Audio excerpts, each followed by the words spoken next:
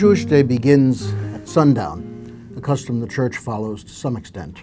For example, Sunday and major feasts start the evening before. That's the reason Catholics celebrate Sunday Mass on Saturday evening. In fact, there is no Saturday evening prayer or night prayer. Instead, we pray the first of two sets of Sunday evening and night prayers. And the reading for the first of those night prayers begins, "Hear, O Israel, the Lord is our God, the Lord alone. You shall love the Lord your God with all your heart, and with all your soul, and with all your might." So the first day of our week begins with the first of all the commandments. It's not only that, however, it's the basic Jewish declaration of faith. Just as Christians can sum up their faith in the phrase, Jesus Christ is Lord, Jews use these words to declare what they believe. So it was natural that Jesus would cite them as the prime commandment. From childhood, he had recited them daily. After all, he was a Jew. That should be obvious to his followers, and yet, at many times throughout history, followers of a Jew named Jesus have attacked his people. And our failures are not limited to the way we've treated Jews. We haven't treated each other any better. In fact, looking at the way I treat people around me would not be a good advertisement for Christianity. What's gone wrong in our lives? The way to find out where I've gone wrong is to look at the commandments. And if I want to find the most basic wrong in my life, I should look to the most basic commandment.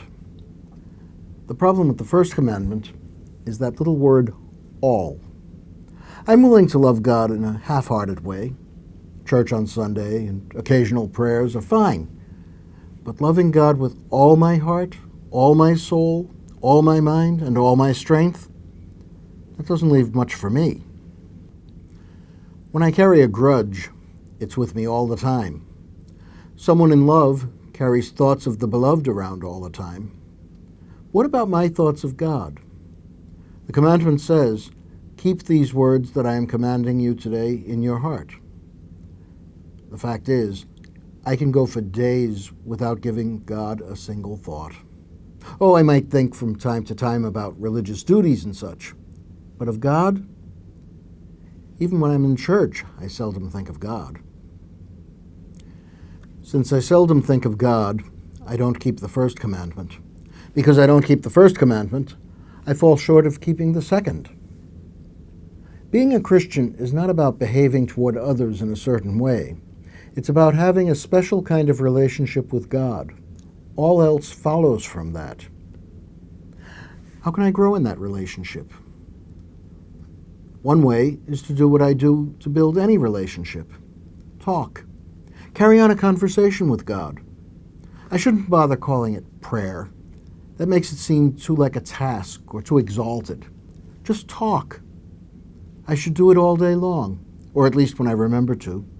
I should say anything, even if it's just, "God, I'm going to feed the goldfish now." Such an ongoing conversation with God could gradually lead me to keeping love of God in my heart, soul, mind, and strength. Then I would be able to love my neighbor as God does.